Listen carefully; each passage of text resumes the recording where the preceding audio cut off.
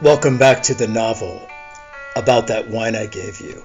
I'm the author, Craig Justice. This chapter is called The Art of Pruning. It takes place in the winter section of the book, and I thought I would share with you some photos so you could have some idea of what a vineyard looks like in winter. You'll notice all the leaves are gone. The vines are kind of dark. Let's have another look. They're almost skeletal, so we call those canes that are rising from the cordon arms pointing to the sky. When we prune, we go and we cut these. Let's have another look. This, in fact, are the Grenache vines right here, and you can see that almost all the leaves have fallen, but not all of them. There are a few hanging on. The music, by the way, is courtesy of Sam Baker. I say courtesy, I haven't asked him if I could use this, but I'd love to. I love his music, and it's very appropriate to certain chapters of this novel. All right, let's go to the story. So here we go. The Art of Pruning. As leaves fall from vines, canes protrude as skeleton bones. At year's end, only a few leaves cling, except for 2 green rows at the block above the leach field, fueled by organic matter, powering perpetual growth that faithfully produce a second crop, picked December 31st, a dozen grapes eaten during the 12 strokes of midnight to usher in luck for the new year. It's okay to let go, Paul told the last leaves, gripping vines for their lives. Your work is finished. Have faith, spring will come again, as surely as a rainbow after a storm. With last rites read, the leaves took a deep breath, exhaled, and when the next circling air current arose, released their grip and were borne skywards by a wind funnel, and the vines closed their eyes and fell asleep, their song silent for a long winter siesta, the vineyard a cemetery of stick figures and memories. The cane is what's left when the leaves are gone, the stick, the bone, the bare fingers of aging hands reaching to the sky if trellised, if untrellised, a Medusa's head of snarled snakes. How Jane described herself on a bad hair day, although Paul thought she always looked terrific. He never observed Jane as a child, when she woke with matted hair, not yet old enough to care for it herself, relying on the good grace of her mother. Mother-daughter bonding, comfort, closeness, Marilyn massaging her scalp, taming kinks and curls, similar to the kinship felt by Jenny Lee when Karianne braided hers, and by Bluey when brushed by Sheila or Paul. Jane's mother tried Moroccan oil and kinky curl and even Naughty Kitty to make Jane's hair more manageable. She settled on coconut oil, which worked well as gels and formulas from drugstores or salons, the aroma reminding Marilyn of Caribbean vacations. But Jane, as an adult, avoided pina coladas. As for her adult hair, Jane went through periods celebrating her beauty and blackness with puffy, curly, coily, big hair, and other times straightened it iron flat, the reincarnation of Sheba's queen. As Paul reflected on pruning, he realized he must remove what was wrong, what was rotten, what threatened his happiness. Rachel was right. He should focus his thoughts and energy on Sheila and prune Jane from his life. He had lost his dog, not his wife, and the folly of courting Jane became clear. In the fullness of time, should they be brought together, so be it. He decisively ruled out an affair, though the little devil inside him never lost an opportunity to suggest otherwise, to which he replied, "How could she ever trust me if we had an affair?" He gathered the remaining bottles of Jane's port, and on a bottle of that autumn's new blush wine, wrote with a Sharpie, "May this energize you more on your quest to make more sense of this world than Father Sarah's missions." Paul sat at his desk, opened an inkwell, dipped a quill into the dark liquid, and applied the tip to papyrus. When he finished, he stepped outside on the terrace with electric hair clippers and shaved his head bald.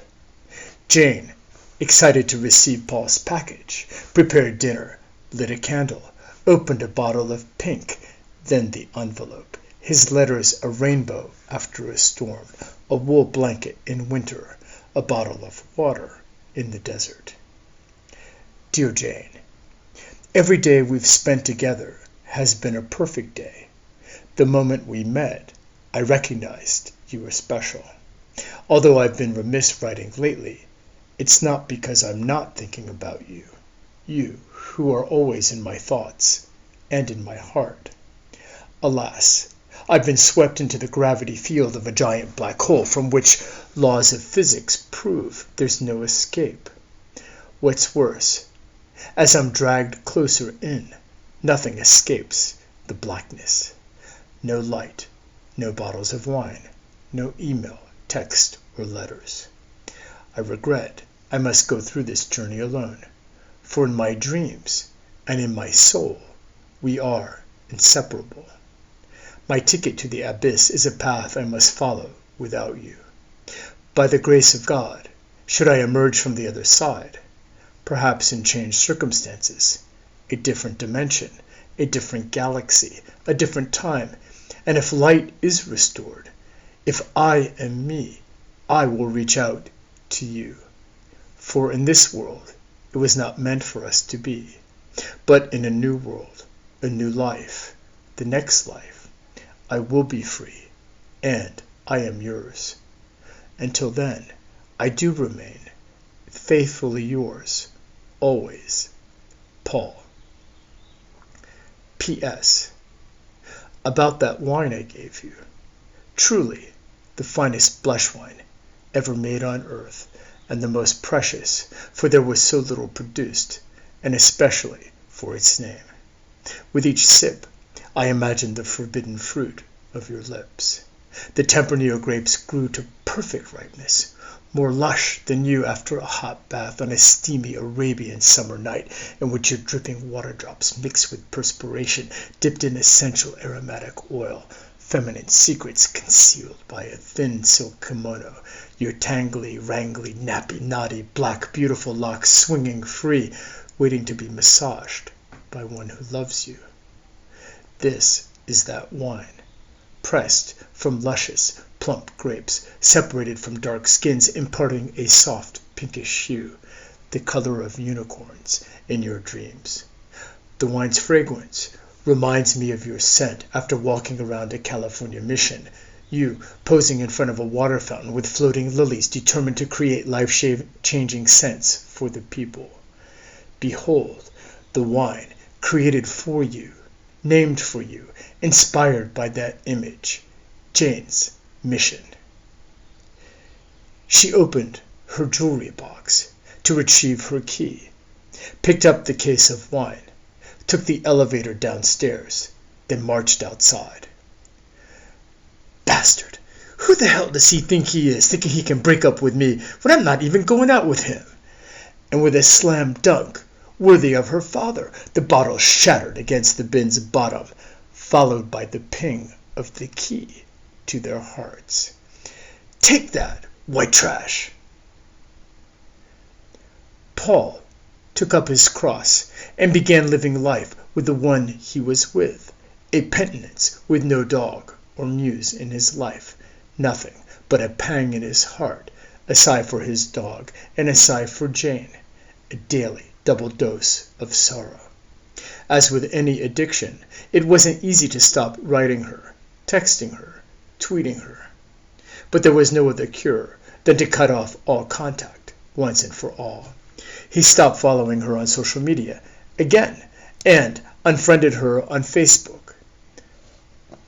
The thought of birds he held in his hands and released Jane from his mind so he could get on with her life, so she could get on with her life, telling himself, don't go back.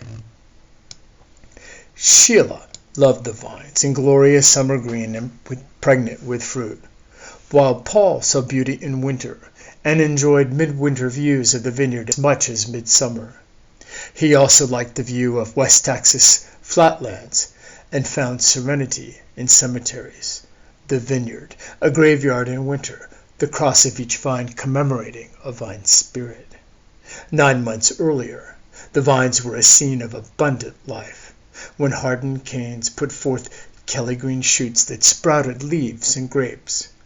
But the fruit was given up to birds, bees, and vintners, and the leaves were given up to the changing season, and that which was green, as tender and vulnerable as a baby's skin, became hard as a nun's ruler. It's necessary for wine growers to prune those canes, to cut them back, enforce a nun's discipline. Otherwise, the class will spiral out of control. Not to prune results in a jungle, witnessed when one of the winemakers in their group, advancing in years and declining health, let his vineyard go to the birds. A bull cane, an alpha cane, could stretch 10 yards, but most canes were trimmed before harvest and are 5 feet on average, and on any one cane are 10 or more buds, each containing their kernel for next year's grapes. The rule of pruning is this: next year's grapes come from this year's canes. The wine grower decides the number of buds to leave on last year's wood and the spacing between spurs if using a spur pruning technique. She chooses which canes to leave and which to cut away, with the goal to shape a well-balanced vine, well-balanced vineyard, and well-balanced wine. With Paul's diversity of soils, rootstocks, and varietals, a vineyard where grapes ripen uniformly and Sheila could organize one harvest wasn't going to happen. But Paul learned that by adjusting the timing of pruning and irrigation, he could somewhat manage grapes by rows and blocks and achieve a critical mass ready to harvest at any one time. Pruning was an expression of Sheila's artistry as she sculpted the vines. Instead of leaving a long kicker cane at the end of a vine to absorb excess energy, she sometimes left a long cane at the vine's beginning, which, if not fixed by Paul, would sap energy needed further down the cordon arm.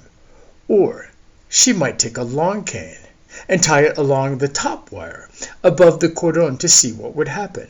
A 2-story cordon, telling Paul, vineyard is art. "We're going to get a jungle," warned Paul, irritated as he redid her cuts, trying to fix a bad haircut. Years later, he let her have her way in the vineyard and kept his mouth shut, a wise move for anyone desiring a long marriage, or at least less friction. "Do you hear the frogs?" asked Paul. "That noise is my squeaky clipper," replied Sheila. "No, it's not. Listen, the frogs are in the forest after the rain." "I hear them now," she said. "They're croaking. Go home, go home, go home." "That's a good idea. I'll finish up here." "I'll go down and finish the Nebbiolo," she said. "That was one of the best bottles we ever made." It was indeed. And when she was out of sight, he silently edited her prunings with the director's cut. Karianne, who weighed her grapes at harvest, instructed her workers to weigh each bundle of sticks, the tar weight of prune canes suggesting the proper fruit load for her vineyard. Since Paul could only prune on weekends, he speedily cut down an entire row with loppers, without pausing to pull down canes dangling from the wires, left blowing in the wind, swinging like charms, sounding dull thuds when colliding. He looked down the row, reflecting on Billie Holiday's melancholy. California vines bear strange fruit, sap on the wood and sap at the root. Gopher swinging in the ocean breeze, strange fruit hanging from the vineyard trees.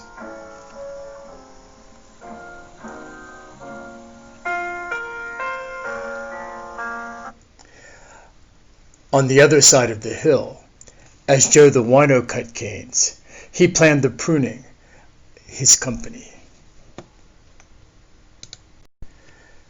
Too much dead wood.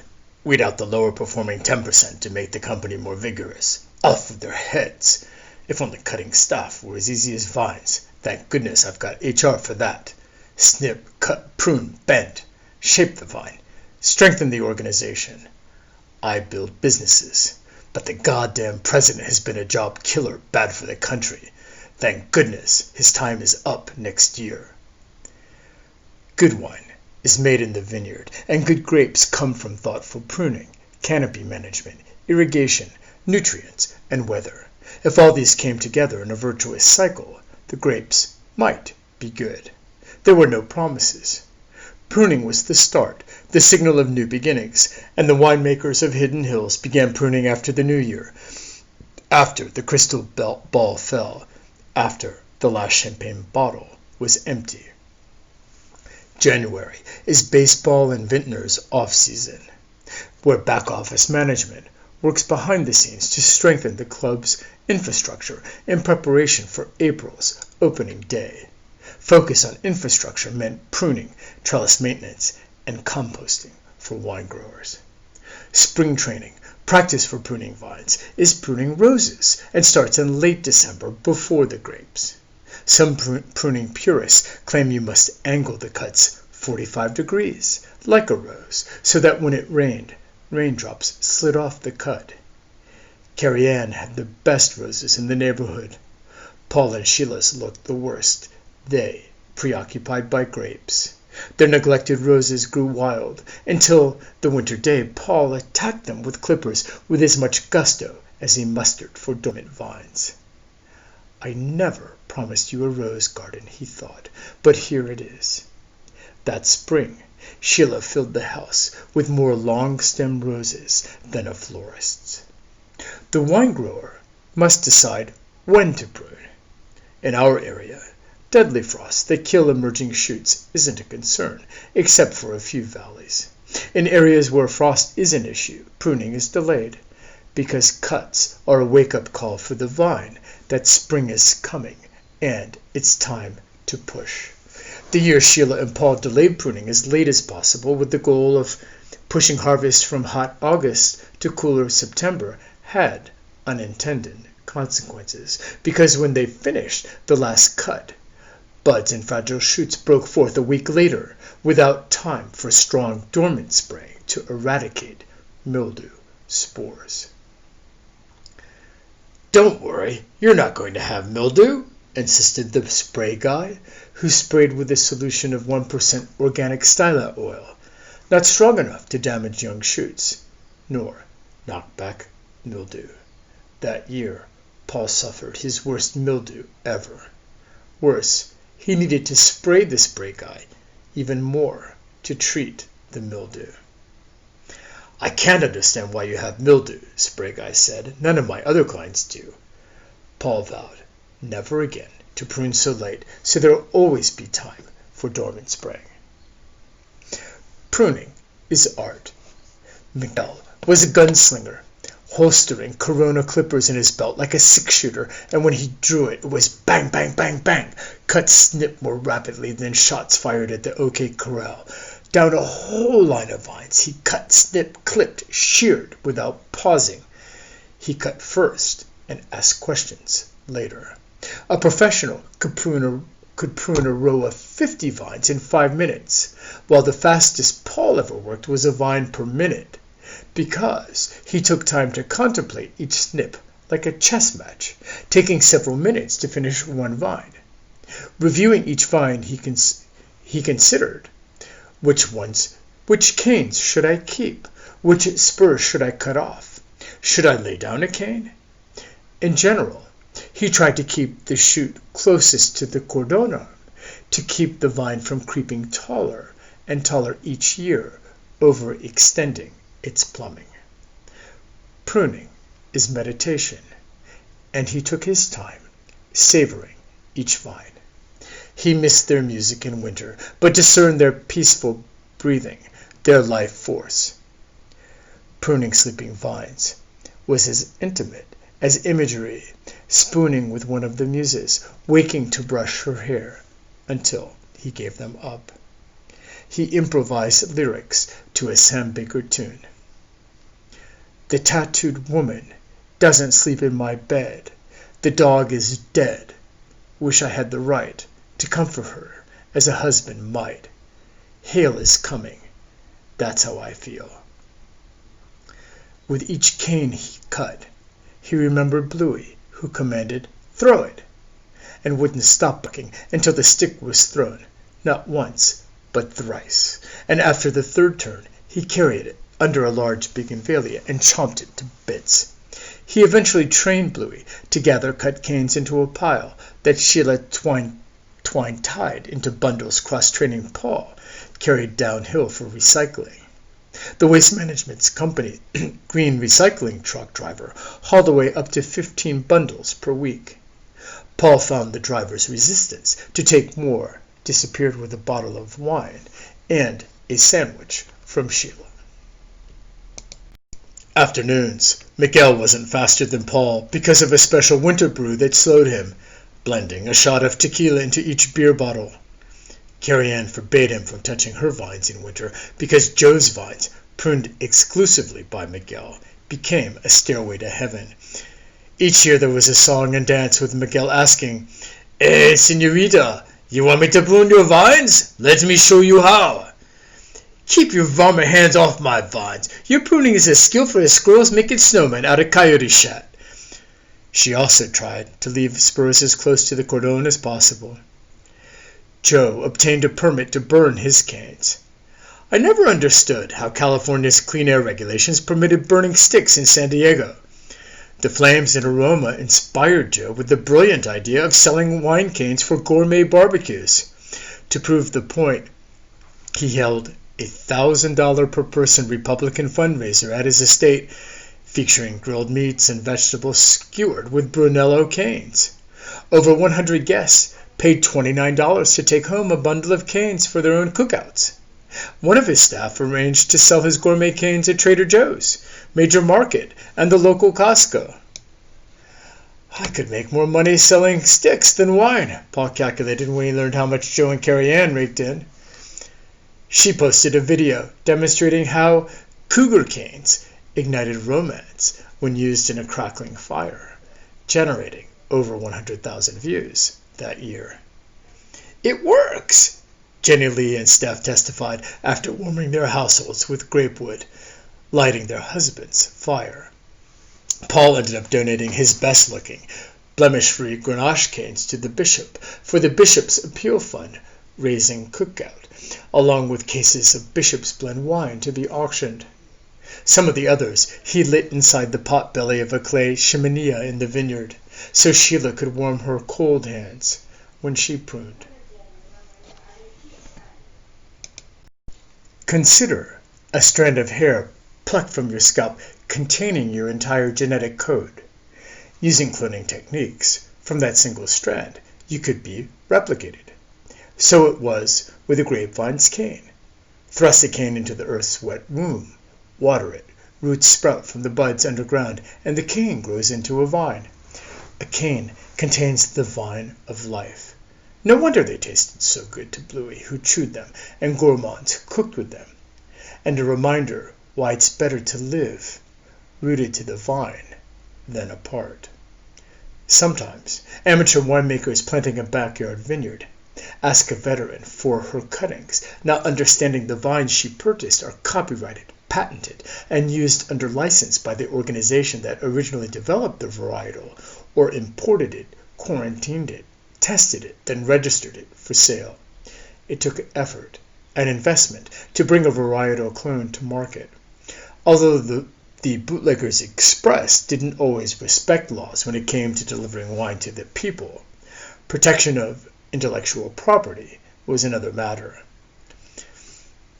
I signed a contract promising not to propagate vines or give cuttings away, Paul said to the amateurs. Besides, bare rootstocks vines are $3 apiece. If you're planting a small vineyard and $3 per vine is a stretch, I'd suggest you do some calculations. You'll spend that much each year per vine watering and spraying. Might as well buy the vine with the appropriate rootstock for your land from a certified nursery. how many buds to leave on each spur. Generally, the Hidden Hills wine growers wanted 2 shoots per spur, so that meant leaving 2 buds. What about the basil bud at the base of the spur? Do you count that or not? For this particular varietal, was the basil bud fertile or unfertile? Paul tended to leave 2 buds above the basil, while Sheila left 3. No wonder they spent half their time in spring thinning shoots. They had so many. The upside was they could select the shoots with the most promising grapes. What's the proper distance between spurs? The answer is, once again, it depends, this time on the vine's vigor and leaf size.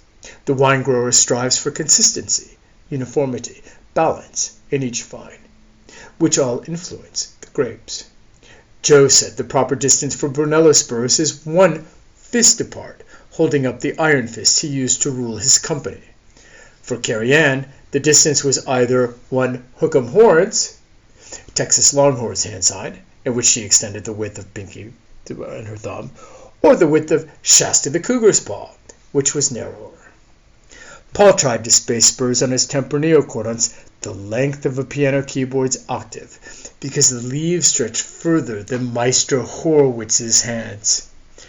After pruning, he ran his hands along the vines, playing a sonatina as a warm-up for the magic flute birdcatcher performance in summer. The vines made him and the others silly, giddy, and sometimes crazy, in a good way. They deserved moments of levity as simple rewards for their endeavors. When a friend in Joe's CEO tech group, thinking of planting a vineyard, asked if pruning's repetitive stress took a toll on his hand, "Not at all," Joe answered. "Miguel handles it for me."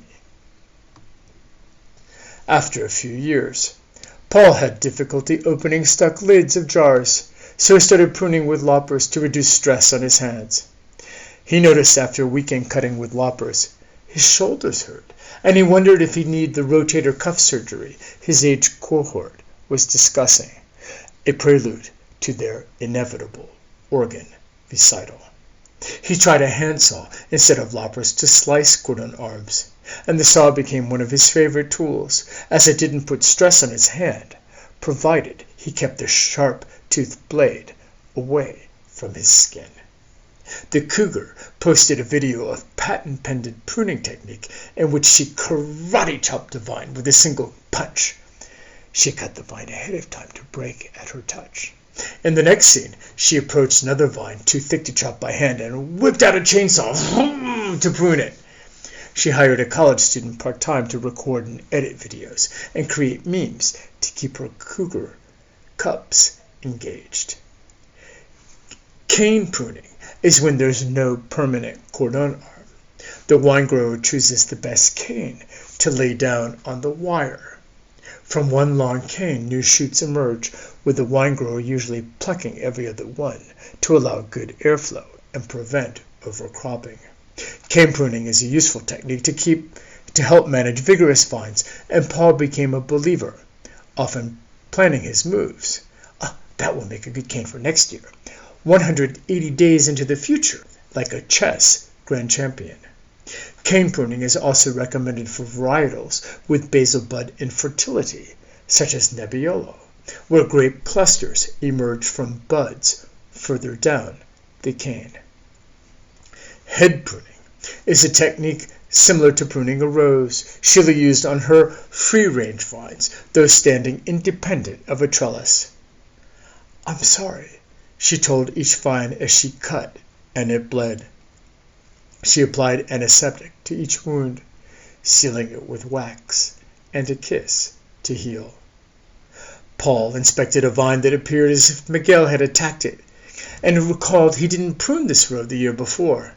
Sheila had pruned it while he was at the office earning money to pay for all this. The vine required a cordon change to lay down the cane and cut off part or most of the woody cordon. "Excuse me," Sheila taught him to say. "I'm doing this to make you stronger." He picked up his saw and reassured the patient. "This won't hurt a bit." He made the initial cut, then swiftly sawed through her arm.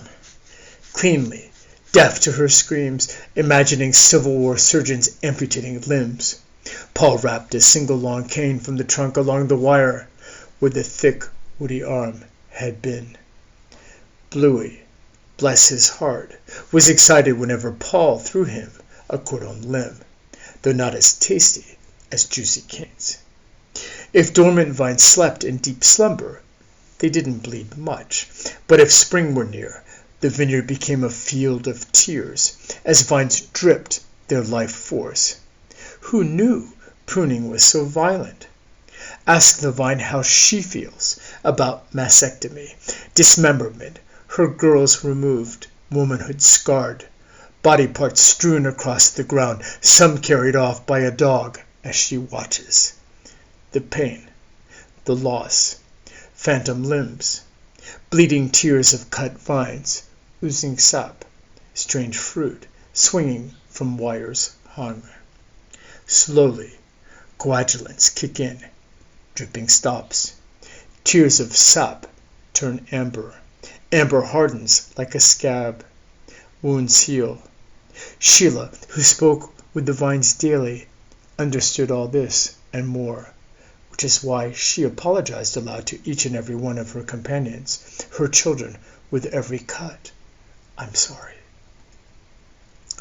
At the end of February, with pruning finished, Sheila stayed home with Paul, while Paul attended the Cours de Cuisine fundraiser sponsored by Escondido's Rotary, with the theme Grape Gatsby at the Oscars, held the same evening as the Academy Awards ceremony in Los Angeles, just 120 miles and a world away.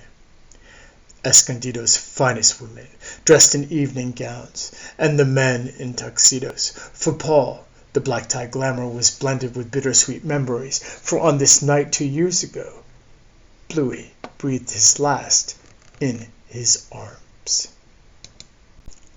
Cougar was the featured winery, with Blue Merle and other boutique wineries invited to pour, Paul seeing an opportunity for a balanced meal, since the only thing to eat at home was wine.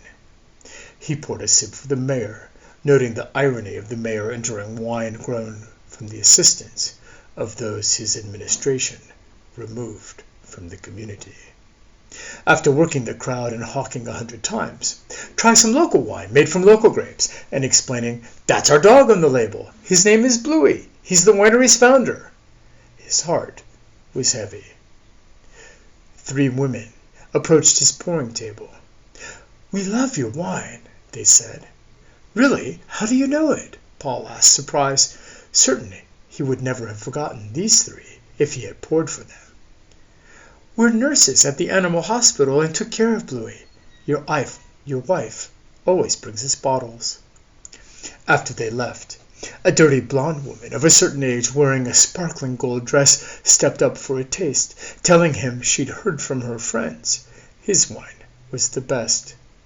He complimented her attractive dress, assuring her it was the best.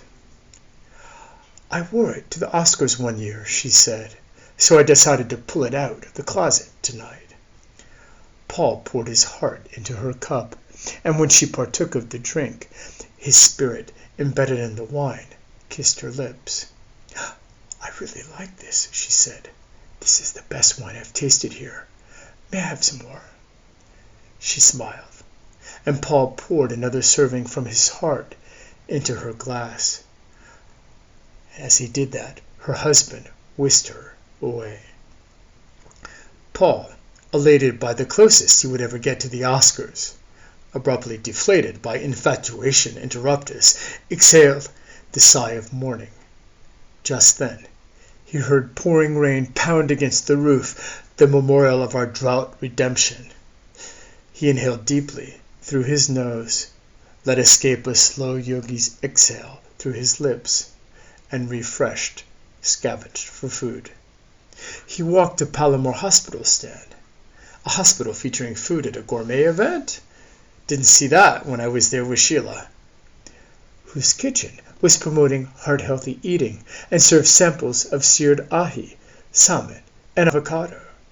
It looked delicious, and being a fish dish in a taco town dressed up for the Oscars was a good place to begin foraging, and he devoured it like a grizzly with manners. Moving down the row of vendors, Paul, disguised in penguin's vest, spotted Karianne behind her tasting table with another woman. Karianne wore a thin striped dress with her shoulders covered by a fox stole that warmed her sides and framed her tattoo. For a moment, she didn't recognize Paul, who in her mind wore jeans with holes in the knees and a dirty long-sleeve white button-down over a t-shirt. With his business travels and her surfing adventures to Indonesia, ski trips to Utah, and winemaking excursions to Texas, months had passed since they met. He, with self-inflicted military haircut and tux, rejuvenated by her presence, she, who admired men in tuxedos, wrapped in fox's fur, felt a fellowship of the winehood. "Karianne!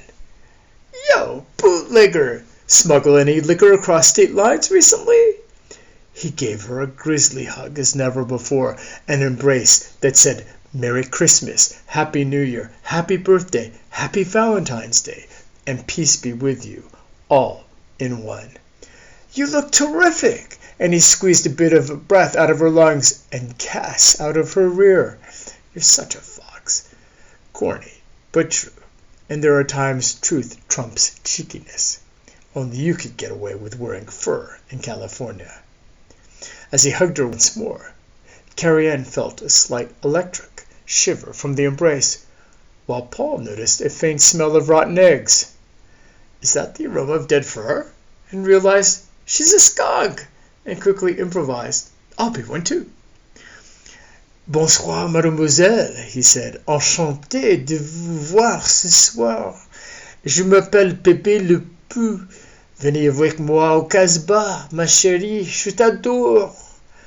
Imitating in French the hopelessly romantic Looney Tunes character Pepe le Pou, a skunk trying to seduce a feline who squirms to escape his advances. The humor was not lost in Karianne, well aware of her body's unique features, and who had also seen the cartoon as a child. "Did you just call me a skank?" she asked. "I referred to myself as a skunk and called you the most beautiful pussycat in the world." "Looks like you've lost a little hair on top since I last saw you last time," observed the cougar in fox clothing. "I can't make up my mind if your hair looks more like Nixon's or my landing strip." Same old Karianne, Paul thought, and gave her a big smile. It had been a while since they met, and he noticed, "What's that?" Skin hanging from her triceps. A bit of flab or flubber, he wondered, not uttering the word in front of her. "We were all fermenting." "You look amazing in fur. I should have made a fur coat out of Bluey for you." When Karianne lived in San Francisco, she witnessed protesters in front of the Opera House with signs, "Fur is dead," holding vials of blood to spatter on women in mink coats. Times had changed, or had she? "Anti-fur liberals have ruined this country," she said. "It's cold out, and I'll wear fur if I want." Her trips to Texas had aligned her political views with Joe. She led Paul by the arm to her tasting station. "Have you met my friend Judy? She works in our tasting room." Paul greeted Judy, who had short cropped hair with streaks of blue and wore a tuxedo. "What are you pouring this evening?" he asked, wondering, are they lovers? "You've got to try this," said Judy. "It's a new release of the Syro wine we're making." "The what?" "Syro maceration," said Karianne. "We freeze the grape juice right after harvest to extract more color and flavors." "No way! How do you do that?" "I have to kill you if I tell you. I could think of nothing more blissful than being mauled to death by the teeth of your tattoo." "Taste this," she said, handing him a glass with a 1-ounce pour. "You know it's a crime under California law to taste while serving." "Punishable by up a year in prison plus $100,000 fine." "Since when did you start caring about the law, bootlegger?" "Since the TTB started sending undercover agents to wine tasting events." "I'll taste, but I'm going to spit out." "I always suspected you were the kind of man who wouldn't swallow." "I always thought you were the type of woman who would." Paul picked up the faux silver-plated spittoon with his left hand and the glass with his right.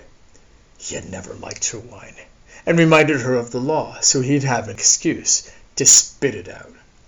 When the liquid hit his mouth, he was surprised by the richness, the silkiness, the flavors, and remembered the $200 bottle he had won from her in a bet. He put the bucket down and swirled the wine in his mouth and inhaled, then pursed his lips, making suckling sounds, and swallowed, smiled, and said, "This is the best wine you've ever made, and the best wine I've ever tasted from San Diego grapes." "Please, sir, may I have some more?" he asked in his best Oliver Twist English accent. "Did you say more?" Karianne boomed, reaching back to her days on the stage with a deep voice. "Only if you vote for me." "I promise I'll vote for you. More, please." "Only if you give me a tweet," she said. He pulled out his phone and wrote, "Best #San Diego #wine ever, made by @CougarKarianne. Peeps, you've got to try this." He hit the tweet button and showed her. "Good. Next, give me an Instagram shout-out." And as Paul typed into his phone, she filled his glass. "This is really, really good," he said, then swallowed. "I know. I'm so proud of you." "Thanks. Now finish that glass and hurry up and vote so I win." After voting, he escorted her to the table of a wine importer. "They have some interesting wines. Try this," he said, handing her a glass of white. "It's from New Zealand." She took a sip and spat it out. "Oh my God, pussy piss." According to the Sense Sommelier, the technical term is cat pee, and you're absolutely right. "I think I'll stick to reds. I think I'll stick to dog wines." "When are you going to get another dog?" she asked. "When you and I are married." Paul joined hundreds of attendees at the soiree, who applauded Karianne when Cougar Winery was declared San Diego's best winery that evening. She deserved the honor. The next morning, the rains had ceased, and Paul was inspecting rows pruned by Sheila at the top of the hill. He approached the last vine at the end of the vineyard and heard the unmistaken call of a rattle, surprising him this time of year. "What are you doing here in winter?" Paul asked. "Did you forget me?" she asked. "I could never forget you." "Where were you on Valentine's Day?" "You're supposed to be hibernating." "Gong Shi Fa Cai," hissed the long white snake. "Xin Nian Kuai Lu." "Have a good year, Paul." "I forgot. It's Chinese New Year." "The year of the snake," she hissed softly. "You didn't have to leave me. You can come back," she enticed him. "But you're a snake." "Who's the real snake, Paul?" He picked up a long cane from the ground and prodded gently under the barren rosebush where she slithered, but saw only brown leaves. He heard a piercing scream from below and rushed down the hill.